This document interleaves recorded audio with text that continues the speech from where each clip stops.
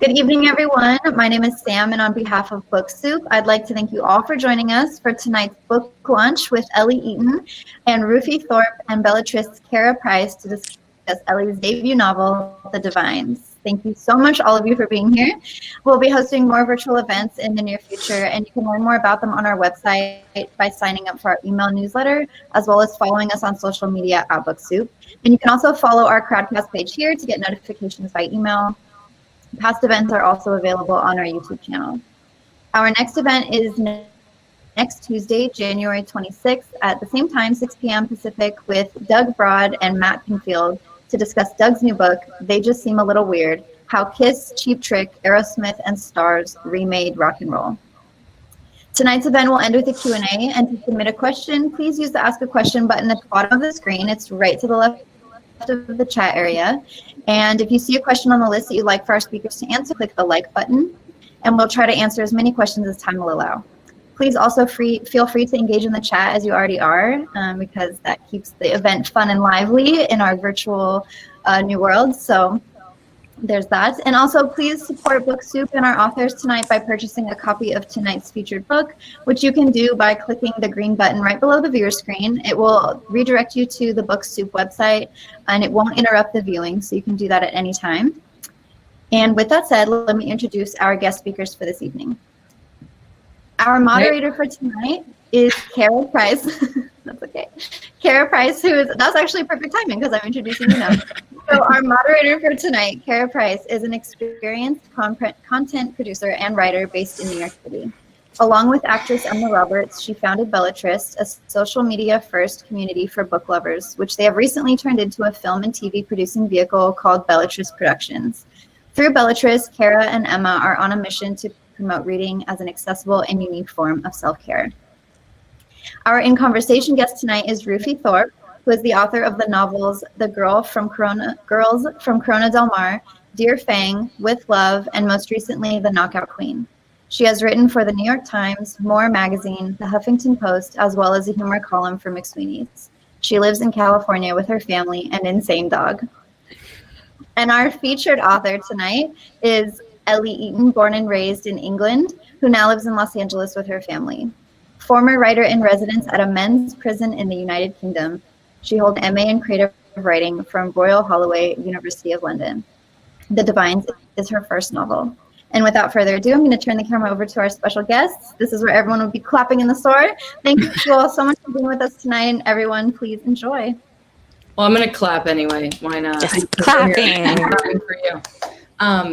Well, hi, everybody who's at Virtual Book Soup in their home. I'm really happy to be here. And I was saying like honored, because for me, when I was growing up, bookstores were like heaven. And so when I get to be on this side of things, talking to other authors, I feel very sort of honored and humbled. And this is your wonderful book. I have the galley because we live in the in-between times. And do you have the final copy though? Rufi does. That's beautiful. As they say in publishing, that's a beautiful package. They say that in other industries too.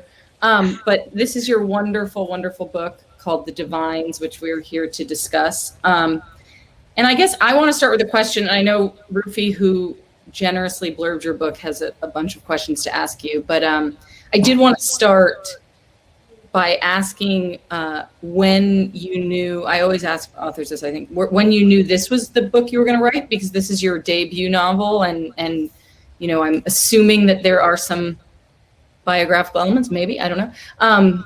So when did you know you were going to write this novel?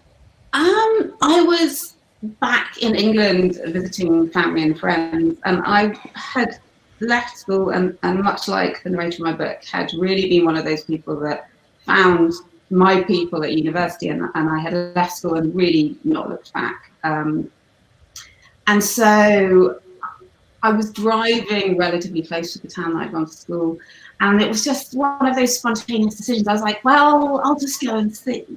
And I knew that it had been sold and sort of taken apart, but I wasn't quite prepared for when I got to the town and there was just nothing left. It's very odd when this was a quite formative period in my life. And most of the buildings had either been flattened, the tennis courts were concreted over, And there was this like one lone building that seemed to look as I'd remembered it, which was the school chapel. And when we parked outside it, we realised it was now a dental surgery, which is the weirdest thing ever. But presumably they weren't because it was, preserved. But anyway, the dentist had moved in, and my husband was like cripplingly embarrassed by me persuading the receptionist to go and look around. And so you could walk through this chapel and sit in the area where the altar had once stood. And it was just surreal because the organ was still there, like all the way at the back of this building.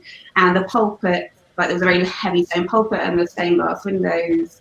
So it was very trippy for anyone having their tooth taken out and having any sort of gas and air, because I think they would have lost their mind. Oh, yeah. I sat there for a while, and I think it was just that very sensory moment where, when you sniff something and it's your back. So I was just standing there, and I felt like I was 16 again, stuck on this like hard pew, just remembering like how weird the teenage body was. And that was, like one of those lucky eureka moments where you're like, oh yeah, there's something here. Like this is something, this world would be so fascinating to play with. I want to, with that preface, you said you were going to read just a tiny bit from the beginning of the book, which really, I guess, is very much in line with what you just described.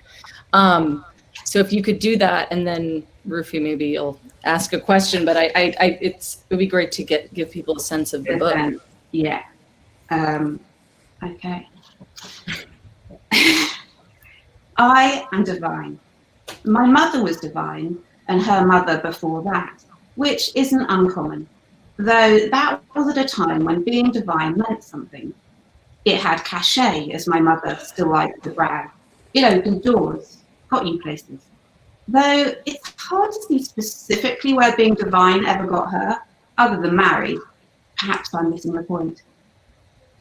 I haven't spoken to another divine for 14 years, maybe more, despite there being ample online opportunities these days to reconnect with my former peers should I so wish. I don't. Every Christmas and Easter, I fly back to England to visit my mother, who, in her 60s now, keeps backdated copies of our old girls newsletter for me in her downstairs loo, next to Country Living.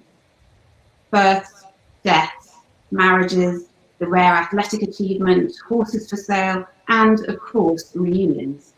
Endless reunions, not one of which I have attended, until, as a newlywed, I take my husband on an impromptu detour from our honeymoon destination, veering off the dual carriageway so unexpectedly at the road sign that he thinks, for a heart-stopping moment, I might have morning sickness. Just to have a look, I say, it won't take long. A trip down memory lane, then, we'll be on our way. I crawl our rental car around the Oxfordshire town, circling closer to where I remember my former school once stood, folded forward over the steering wheel, trying to get my bearings. This is harder than I think it will be. Nothing is as I remember it. Most of the grounds have been flattened. The gym is gone, the maths block, the red brick science labs. Everything except those buildings deemed to hold significant historic value. The old hall and a couple of boarding houses, subdivided into flats for young professionals. I park outside the chapel, which is now, by the looks of things, a private dental practice. My husband of 2 days is bemused. Keen to get some miles under our belt on the long drive to Scotland, he hadn't factored this pit stop into his calculations. This is it. Give me half an hour, I say, squeezing his hand.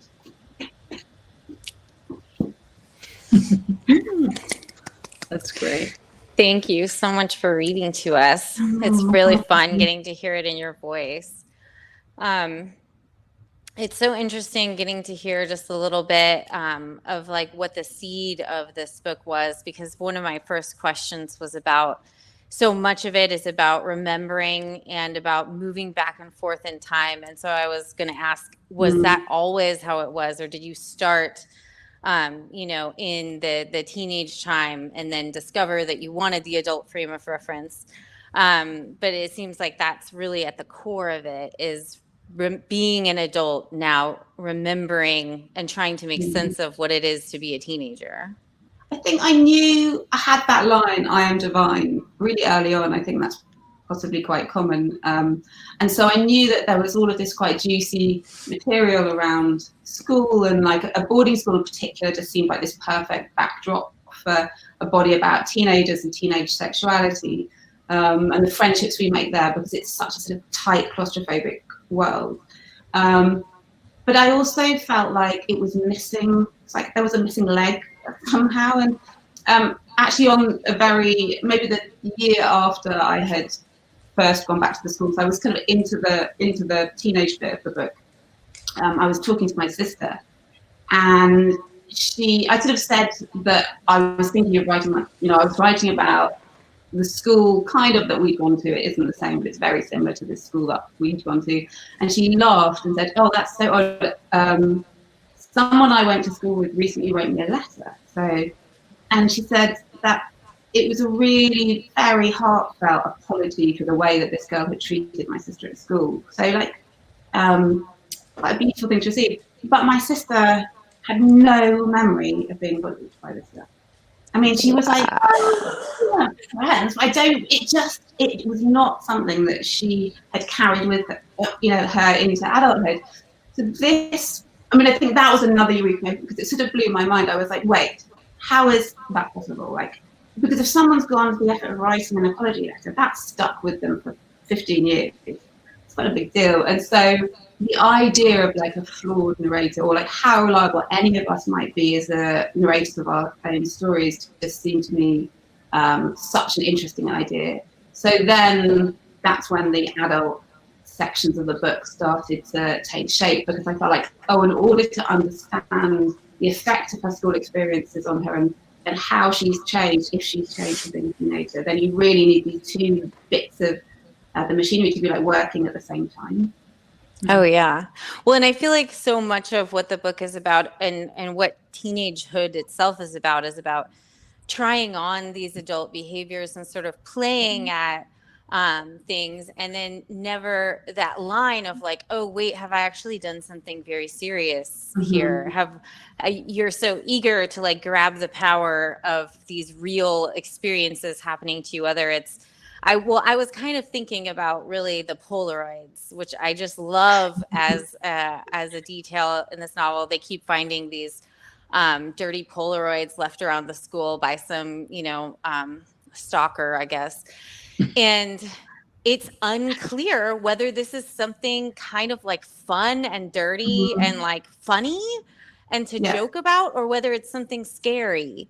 And I feel like there's a number of ways in which that surfaces in the book. And the adult perception, it's sort of that like, wait, I at the time thought what I was doing to this person was okay, but what if I really was being a bully and was like horribly cruel and committed these grievous offenses, or was it all in good fun? And you can't tell then, and in a weird way you can't tell when you're an adult either. Because there is something really ridiculous about a picture of a man's erection, particularly when it's just like on this sort of faded piece of paper. And to a girl, a teenage girl, I think there's something so deliciously illicit about that.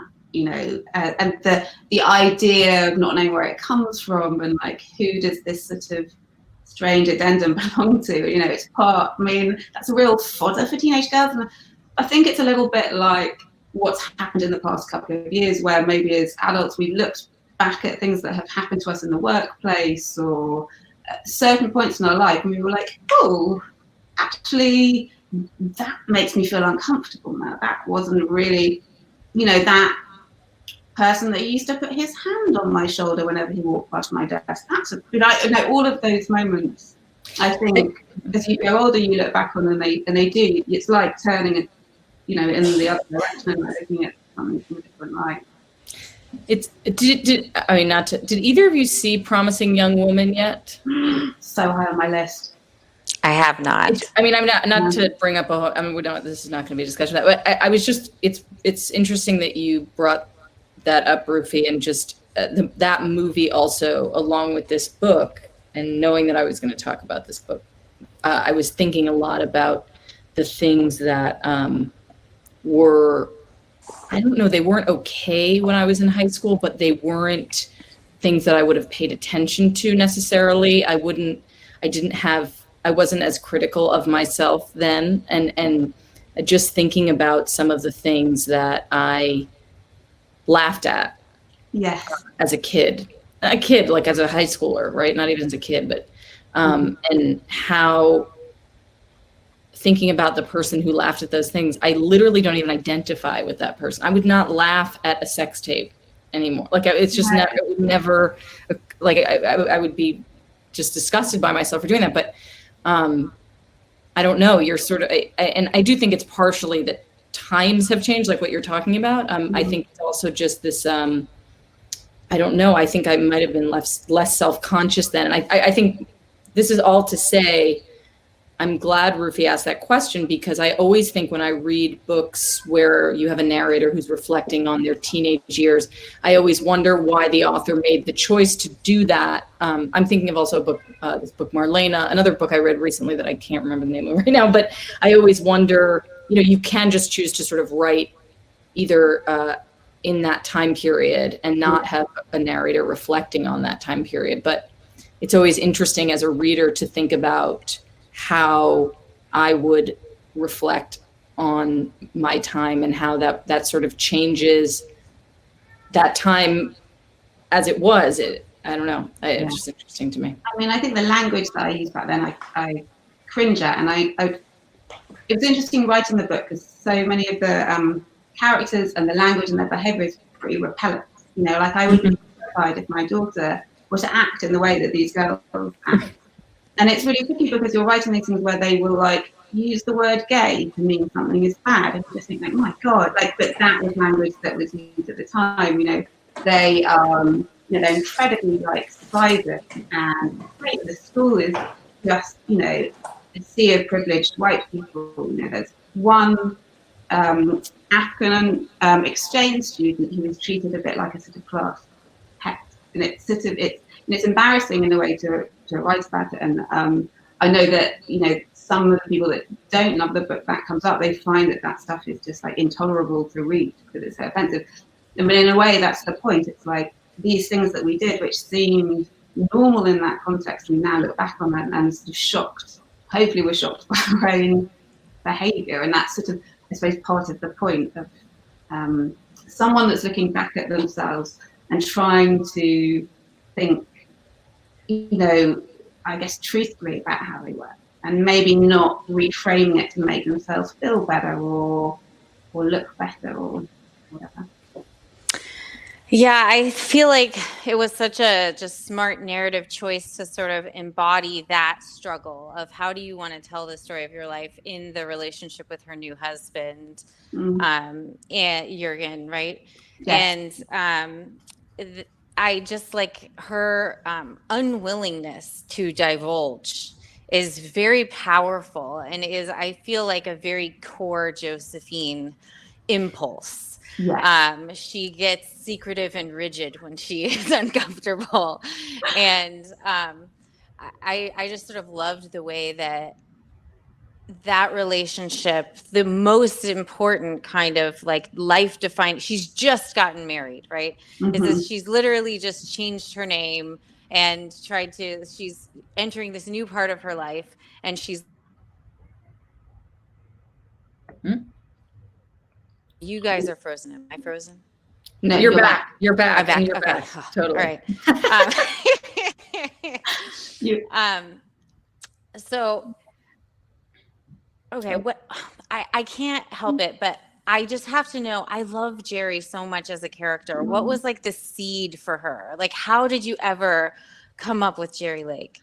And just for do you want to just say a little bit of how Jerry Lake factors in for people who haven't read, just how she factors? Yeah, she's sort of like the grit, isn't she? Like the bit of sand that like chafes through the book a little bit. I guess she was almost an image in my head of her, like the opening scene where she's on the grass. And in various incantations of the book, I'd had her still be sort of present in the book after the accident without giving too much away earlier on, and it didn't work. I wanted to hold her back a little bit in the story. But I guess that idea of a figure was that I wanted someone who stood as a sort of middle ground between the narrator and Lauren. So Lauren is the townie in the book, for people who haven't read it, who is working class and proud. She's very outspoken. She comes from this sort of noisy, messy family. Josephine is an only child, very privileged, quite uptight in lots of ways, so the absolute opposite, and they become friends. And Jerry is this strange middle ground. If she is, I guess you would say, middle class, but she isn't divine. I wanted someone to be in that school that was an outsider yet somehow part of it, because the way that the British class system is set up, you can identify someone's background so quickly, and you know, by what time they eat their evening meal, what they call that, you know, certain words that they use. So the fact that her parents sort of work in the stationery industry, or he deals in like office supplies, would be sort of frowned upon. Everything, all of those sort of social signals that Jerry gives off are the wrong ones, and she can't do anything about it. And so I like the idea of a character who is sort of just furious, small and furious. Yes, that is the combination of things that I love about her. Yeah, and it's, you know, in some ways that none of the characters in my book are either perfect. There's no hero or heroine, or, you know, that they are, and there's no villain or villainess. It's sort of maybe Jurgen is sort of the nicest person in the book in many ways, but I wanted them to all have that dark and light, because I'm very resistant to stories where you have someone that is you know, completely doing the right things at the right time, or particularly with coming of age novels.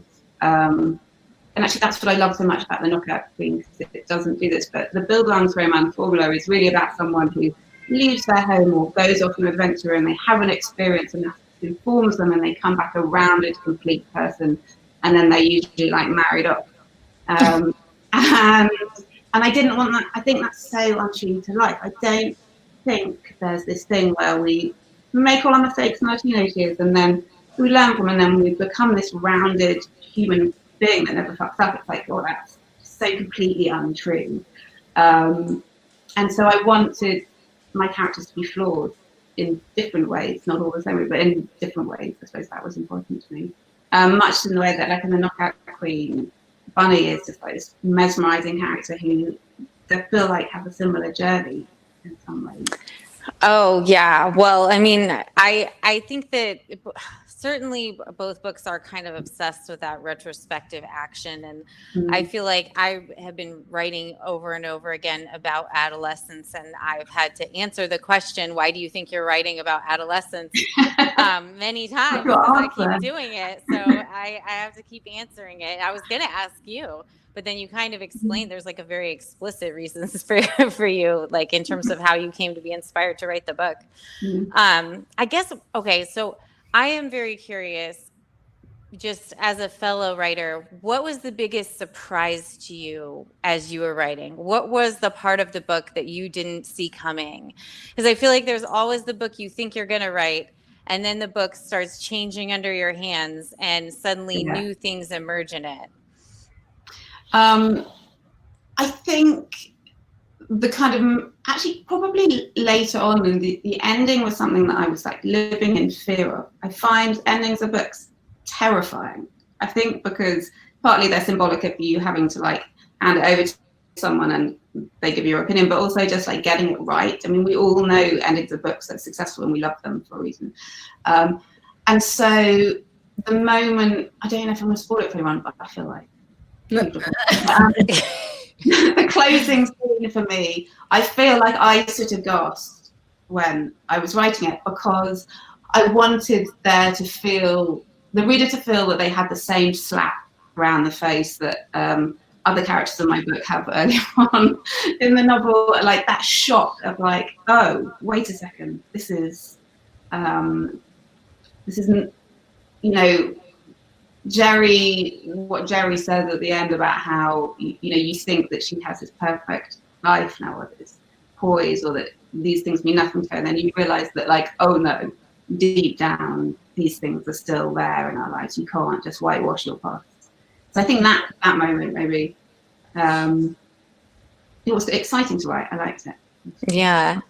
What will you tell us just a little bit about your process and like, you know, do you write fast? Do you write slow? Do you plot everything in advance? Do you like to be at your desk, or are you nomadic? Like, how do you write?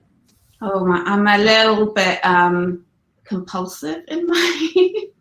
I was just describing this to someone the other day, and they looked at me like I was a madwoman. But yeah, I'm one of those people that I wear the same weird overall every day, and I eat exactly the same thing, and I get up at exactly the same time. And you know, my poor family who have to like tiptoe around this like very rigid structure, which obviously exploded the minute COVID happened, and I was like, oh well, this is interesting. Yeah, I mean, in terms of the speed and the way in which I write, typically I get up, I write for a certain period from like 5:30 in the morning until, I don't know, 8. I have a break, and I'm back at it till about 11, and that's sort of the creative bit of my day done, depending on what's going on with schooling and stuff. But this book was a bit strange because I was in a very weird place when I was writing it, in that we were living in America, but I didn't have a green card yet, so I couldn't work. I was called a resident alien, which is An evocative phrase. Yeah, it was the perfect description of how I felt at that time. And we were living in like the most beautiful town in California, and in many ways I had a very like lucky life, and I had a young daughter, but it also meant that I wasn't bringing in any money, and so all of that landed on my husband, which is a really strange position to be in when you're used to working all your life. Or like, it doesn't feel great. And as wonderful it was hanging out with my daughter. And as you know, Rufi, it's, you know, you don't get like bonuses, and you don't get pats on the back. Yeah, it can be a lot of erasure of yourself. Yeah, it's magical, and I'm very, very grateful. But it, as when you're trying to like create it, it makes a very like intense way of working. And so I think that was also at the time that politics in England was going crazy. Boris Johnson was on the scene. America was about to, you know, flip upside down. It was it was a very strange time, and I felt furious. I just felt so angry with the world. And it turned out that was the kind of alchemy that this book needed, because I'm not a fast writer, but this book or the very rough first part of it, I sort of vomited it out like it was vile. Like I was so furious with the world. And I think some of that has kind of passed by osmosis into the subject matter of the book, like a woman's role in the world, like what is your role as a mother, like all of those things seeped in, I think. Oh, absolutely. No, go.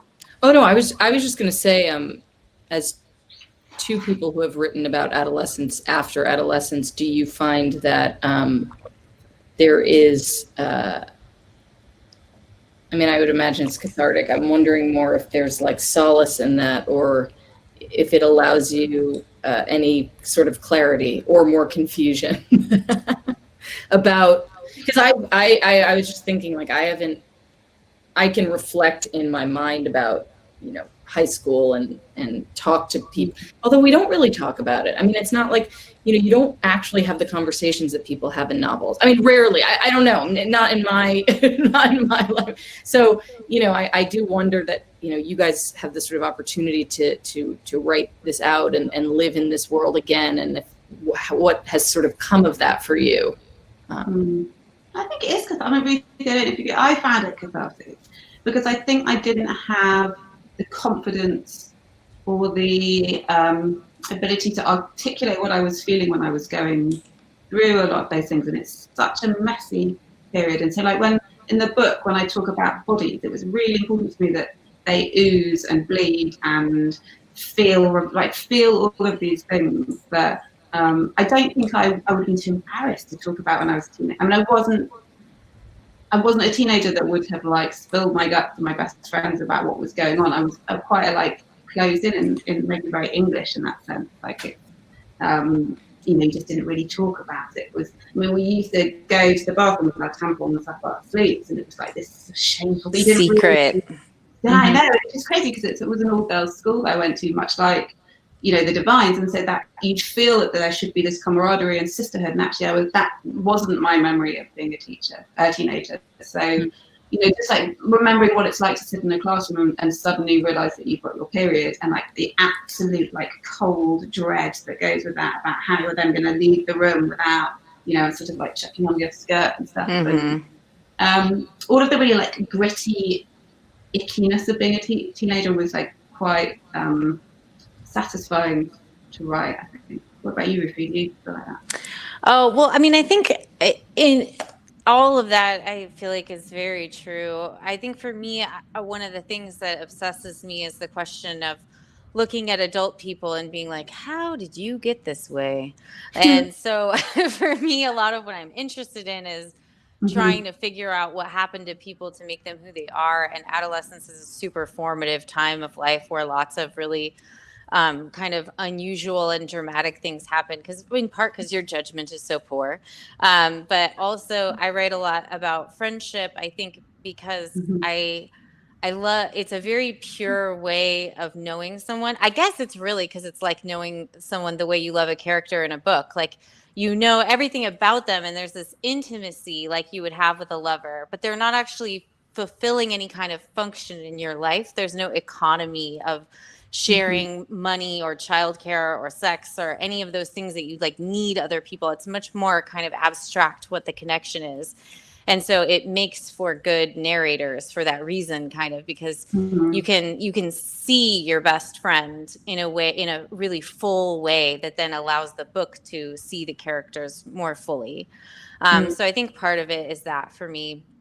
I also, though, think that it's only, so my kids are 5 and 8, and it's only now that I feel like I could really write something about this, like the mommy years that would be like authentic and worth writing. And so I just, if I was gonna have something that spanned any length of time, and I didn't really want to write people past like 34 or so, I by necessity just wind up going backwards, you know.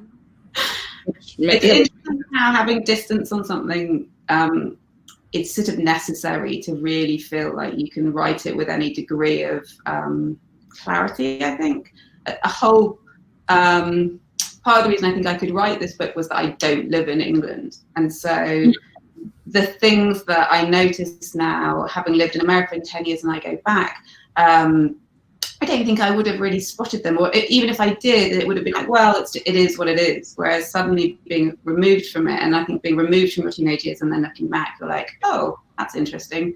Like, why do we behave like that? Why do we act like that? Why do we say these things? So, yeah, it causes all those kind of reflections of things that would be taken for granted. Yeah. Yeah, and I think I'm keep thinking about what I think one of you said about about Ellie, what you were saying about your sister receiving something that she didn't remember even do, or she didn't remember being bullied for. And I think about like the sort of, what makes me sort of sad about our adolescent years is like what we pay attention to as individuals versus what everybody else is paying attention to as their own individual selves. It's the same when you're an adult, like everybody's focusing on their kind of track. But, you know, when you get to go back and reflect on the things that bothered other people or the things that sort of, chafed other people, it's so often not the thing that you would think. And memory is just so, and sometimes, as in this case, like something you didn't even remember happening. I mean, it is such a weird thing. Memory is such a weird thing in that way of like what sticks to our brains. It's just, well, and the self-centeredness of youth makes them like even more myopic, so that you can spend a whole social situation only thinking about whether you've just gotten your period and totally miss whatever the subtext is for everybody else. Yeah. You know, so you're capable of just not picking up on things in the same way. Yeah, absolutely. Oh, this is maybe a good segue. So what was the hardest part of writing this book? I think not being worried about what people would think, because I knew that this is what in England you would call a Marmite book, which is you love it or you loathe it. Marmite is this strange British condiment, right? So people love it or loathe it. I love it. But so I knew it would, because I think I know unlikable narrators are really a tricky thing.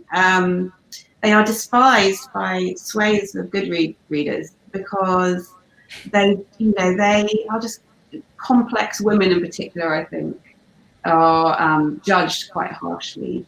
And in particular these girls, because there is something about posh British people that is just gets people's backs up for very good reasons. The kind of class thing in Britain is really uncomfortable territory, I think, because I think perhaps over here it's seen as being quite comical. I mean, I think you see it on TV and it's seen as this kind of quite silly British thing.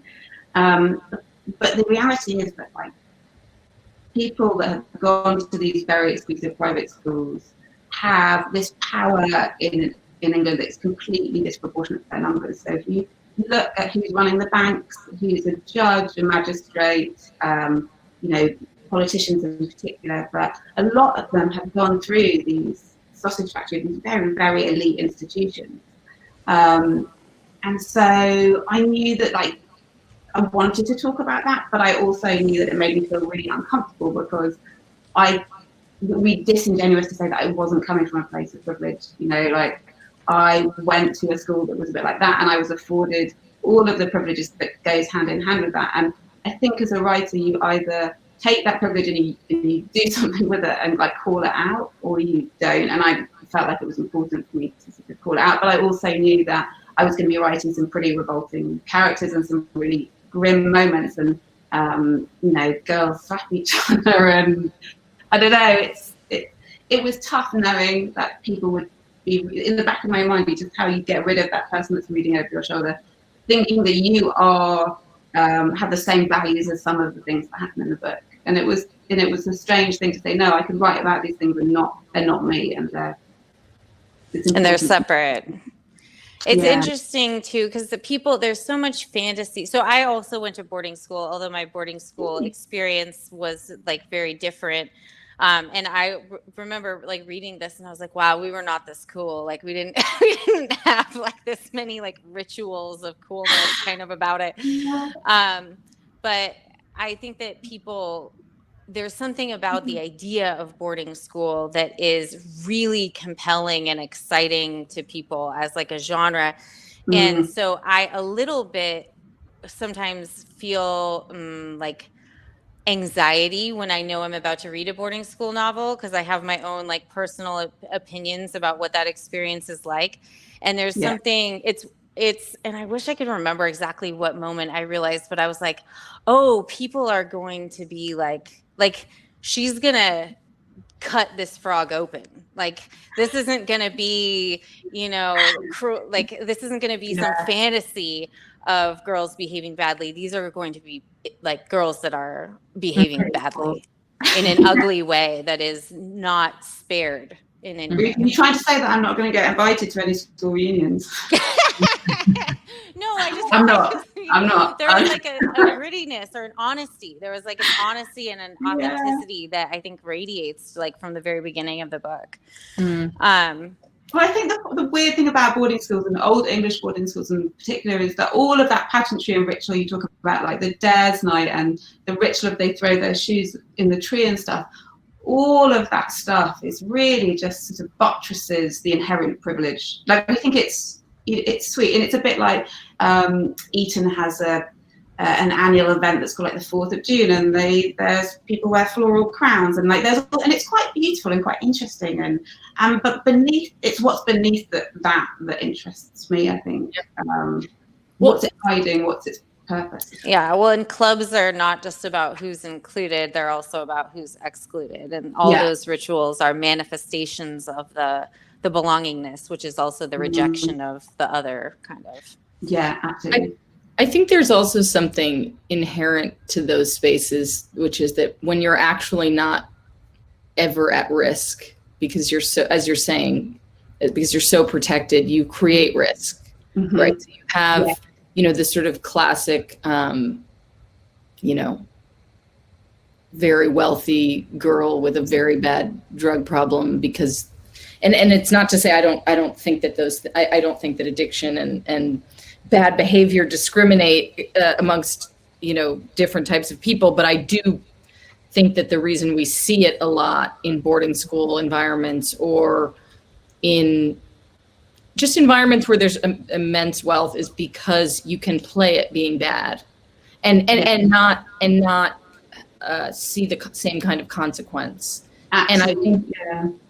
And I think that there's something very fun about watching that. I mean, it's why it's, I was thinking just as we're to talk about this book, what the boarding school is sort of the endlessly fascinating and the people that come out of them and these and for me it is too. I mean, obviously, and I grew up very sort of adjacent to it and around a lot of people who played around with their mortality a lot because they weren't actually worried about their mortality because nothing ever went wrong for them in their lives. It's like, and I think, sorry. Lauren, it's a bit like Lauren in the book, who plays quite an interesting role in that she does have consequences for her actions. Yes. The risks that she takes, and she is probably more of a risk taker in a lot of ways than Jo. I mean, the things that she does, she's more volatile as a character, but she has a lot more to lose. And Jo, when she leaves school, she just disappears and she changes her name and she never looks back. And she can do that because she's got this network and the financial security to be able to do that. And and Lauren, you're just like, well, she's smarter than everyone else that went to that school, but she's stuck in that town looking after her mum, which is, she couldn't afford to go to university even if she wanted to, because it would cripple the family. So it's, I think you're right about those environments. The reality of the school world is so much more potent than the actual world outside, and so you just feel like everything happens within this like tiny bubble. So I know, I'm sorry, Karah. No. I was going to say, if you want to ask one more question, and then we'll go to questions because I see a question just popped up, and we're getting it. That is exactly what I was going to say. So I was going to say, people start putting in your questions because after this question, then we can move and do the audience question. So I guess my this is maybe just like the nerdy part of me, but when you were like an adolescent, did you know that you wanted to be a writer? And who were the writers that you read that made you fall in love with writing, and that like you were like, oh, this is my white whale, Yeah, I was very lucky, and I did grow up in a house with a lot of books. My mum reads voraciously. My dad used to work in Dominica, and so he had a passion for Caribbean poetry. So he introduced me to stuff that wasn't in the sort of white old man British canon. So I was lucky that I was introduced to lots of books. I think Virginia Woolf, The Voyage Out, which is like a classic buildings drama, but for me that was one of those moments where I just felt like there was something so unique happening on the page that I wanted to take it apart and work out what was going on. And then I started to read all of her other books, which obviously are much more complex in a way than that book. But she was really the first female writer that I remember being completely in awe of and thinking like, oh wow, okay, there's something else. And then really, I love Alice Munro. Had a similar moment in The Lives of Girls and Women, just the way that she talks about their teenage bodies. Like there's a character, the narrator of one of the short stories, who sweats, and I remember thinking, I don't think I've ever come across a character sweat. I mean, people would perspire in classic novels, but not like the proper description of a sweaty teenager. And I think that for me was very, very exciting, and it seemed so wildly different to any of the very sort of traditional books that I'd been reading up until that point, I think. So fun. Yeah. Yeah. Voyage Out is very good, actually. I haven't thought about a Voyage Out in a long time. So we have a question here. If you want to ask a question, I can't see this button, but you guys who are in the thing, in the crowd, can ask a question, but I'm going to pull this one up. From Micah says, I was really interested in the divine in-group ritual of referring to each other by boys' names. What was the significance of this quirk to you? Hi, Micah. Yeah, I mean, I think there were sort of two reasons for doing that. One was that I think institutions like private schools in Britain, a lot of how they operate is about having like a private language. So it's that thing you were talking about, who's left out and who's inside of a conversation. And in the same way that they truncate their words and they drop sort of really excruciatingly, like now French lingo into what they're saying, the idea of them having names meant you were like in a club. And so it really helped sort of solidify that idea. And the fact that Jerry doesn't get to have a boy's name. Her name is sort of masculine, but you know, that interests me. And then the other part of it was about, I was working in an all-male prison for like 3 years in Britain, and it was fascinating to me to see how single-sex institutions work, and from a very, very different perspective, but there was some overlap in what I saw in terms of institutionalization, and it was sort of so I wanted to see how gender and how roles shift when you've got an all-girl environment. And something about using those names helped me sort of feel my way around it when Skipper, in a way, doesn't get a boy's name, but she is the dominant figure. So I wanted to sort of play with those roles a little bit, and so I was feeling my way around that. There's something too, like, I feel like in that they're boys' names, that it's this trying on of this more reckless, like, and less vulnerable aspect of self. It's sort of this like toughness, this faux toughness that they kind of take on, but that is also so much of teenagers trying to figure out how to be tough, and you sort of pretend to be tough. But I think it's also like, I just remember so intensely being jealous of boys when I was a teenager, because I was so aware that there were things that I couldn't do and that I wasn't going to get to do, or I felt that way, like about traveling by myself or things like this. And so I feel like there's there's something there in wanting to have a boy's name, but not actually have to be a boy. I mean, I think there's a section where in the contemporary bit where Jo is speaking to, you know, her best friend in America, and she's saying in her mind she would play like a masculine figure in a school play, like she'd play Captain Von Trapp and not Maria.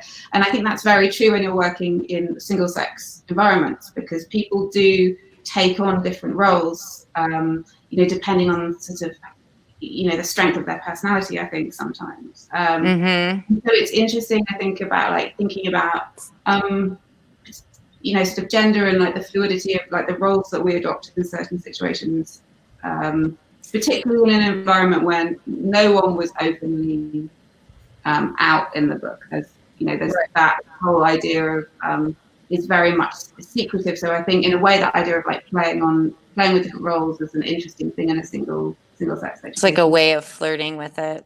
Yeah, because I'm reading a book at the moment that's out next month by Emily Layden called All Girls, which is really interesting reading. I don't actually read boarding school novels at all. I was terrified of like mimicking or finding something that I was like, oh, well, I've already done that. So I like very, very intentionally did not read any campus novels when I was writing the book. So it's kind of lovely. I've been catching up.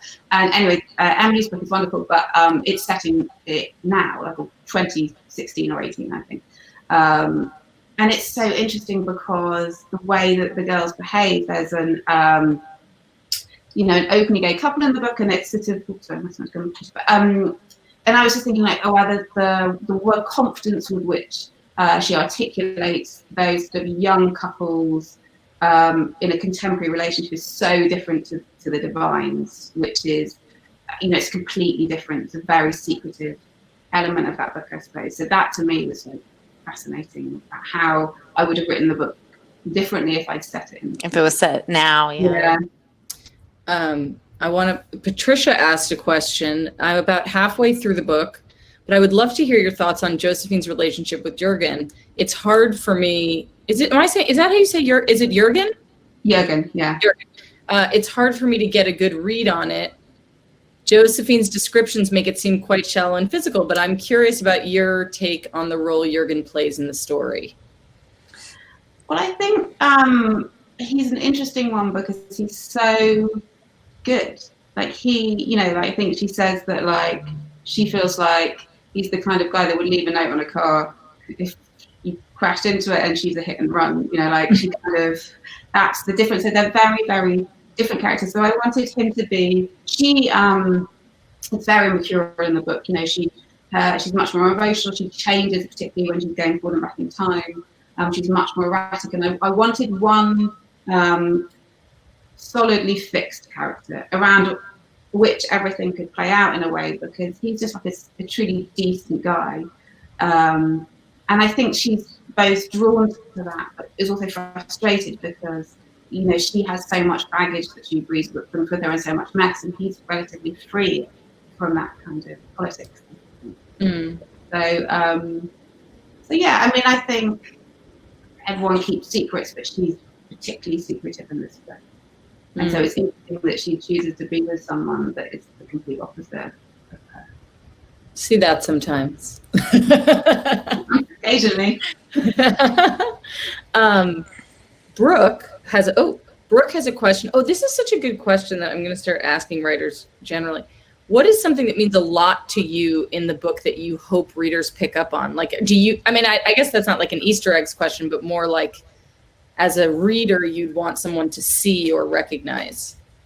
There's the funny things that you put in, that you weave through, and you think like, oh, if this was like a GCSE set text, like an exam, like this is the leitmotif that people, which is sort of nonsense really, because you write what you write. But I was reading a lot of Greek mythology in and around the time that I was writing the book, mainly because I knew that I wanted them to be the divines, and then I was thinking about what like divine actually meant. And then I was just enjoying the idea of how they really are godlike in a way.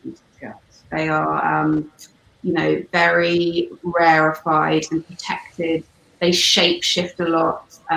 They toy with the townies in the way that gods in those Greek myths can sort of play around, with mortals, but with no consequences, because they just flip back, to their sort of godly hills. So yeah, it was interesting to me. So woven through the books are certain Greek references, which are very light and very fleeting, but occasionally I just throw one in there because I liked the reference. And so occasionally I think like, oh, I wonder if there will be some Greek mythology nerds who will be like, wait a second.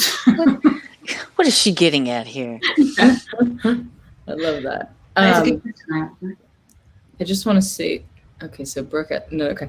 If anybody else has a question, please put it in the ask a question thing. Those are great questions. I have a question just because of when this book is set. Is there music that you were listening to a lot to get you sort of back, or did you stay away from that when you were writing? I wish I could say the really cool answer, which was like, yes, I work listening to like the most incredible like Dead Can Dance soundtrack, but wait, I don't have them to hand. If I could show you what I put in my ears when I'm working, you'd be disgusted. They are like a little bit like the narrator of my book. I used to live in an apartment in Chicago where we had incredibly noisy neighbors. We weren't doing anything wild, but every movement just sounded like it was deafening in our house. And we would do it at 2 a.m. We'd be like listening, be like, why is he shredding paper? Why is he shredding paper right now? Why is he shredding paper?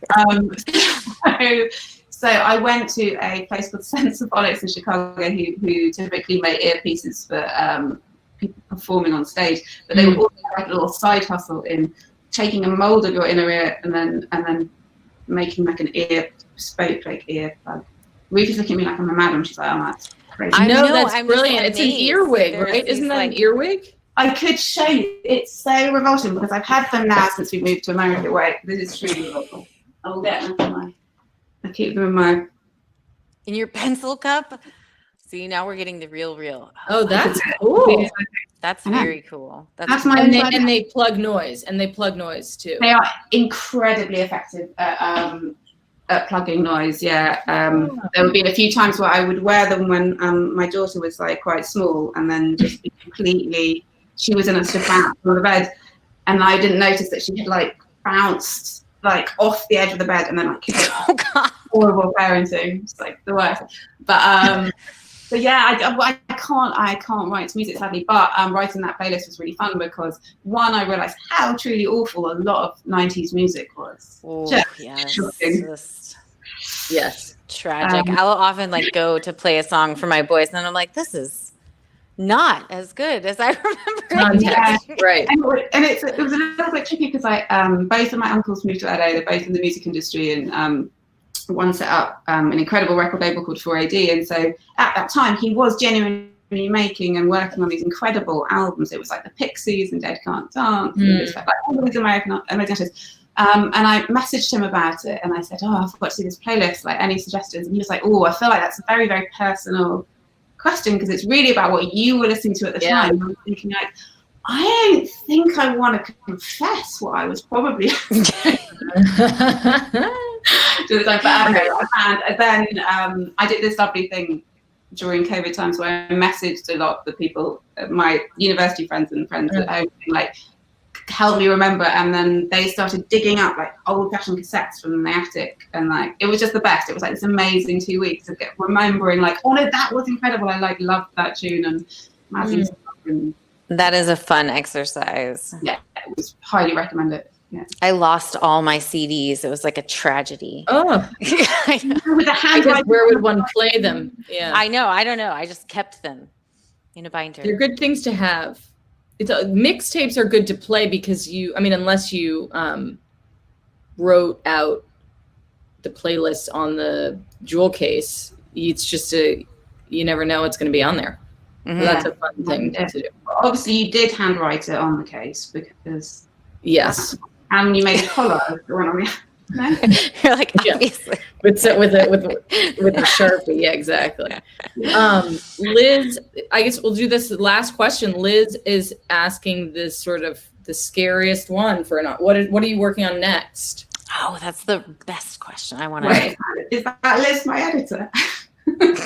I don't know. I don't know your editor's name. It says Liz Millard. Might be. She's the different name. Sneaky. That's a great. I had some advice from my lovely friend in England, Sarah Perry. He very sweetly blurred the book, but she would occasionally like pop into my life and give me solid writing advice.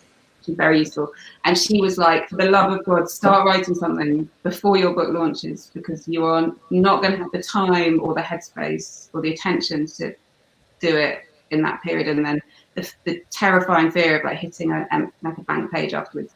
So I took her advice, and I started writing. So I suppose I'm in the same way that I'm obsessed with institutions and how they work. I'm thinking a lot about when I used to work in prison.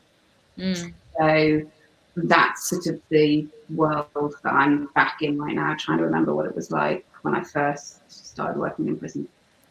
Oh, that is exciting. Did you watch Roadkill yet?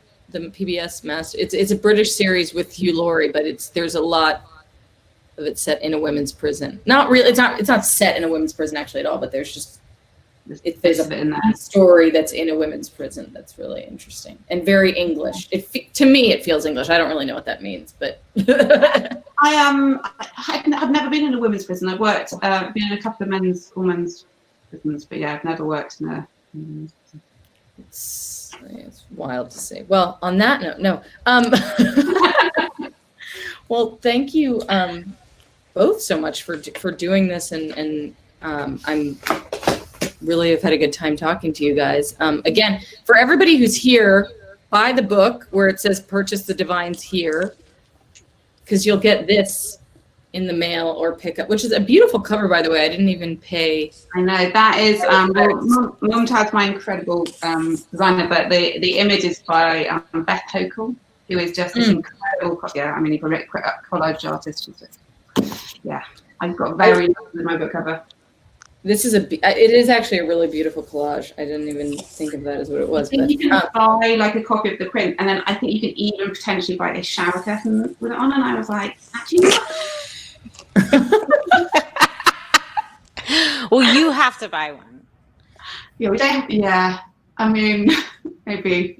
You need all the swag. All the things. All of it. Well, thank you. And thank you, Rufi, so much. I think there might be I'm getting a comment. I'm going to try to end this. I don't know how to do it exactly. Sam was just saying, oh, she can end it. Okay. She said she can't get back on screen, but that she can end it. So I just wanted to say thank you guys. Thank everybody for being in here and congratulations. So excited. That was really fun. Thank you. It feels real now. You have a book in the world. It's incredible. So thank you very much. Thank you. Have a good night, everybody. Good night. Bye.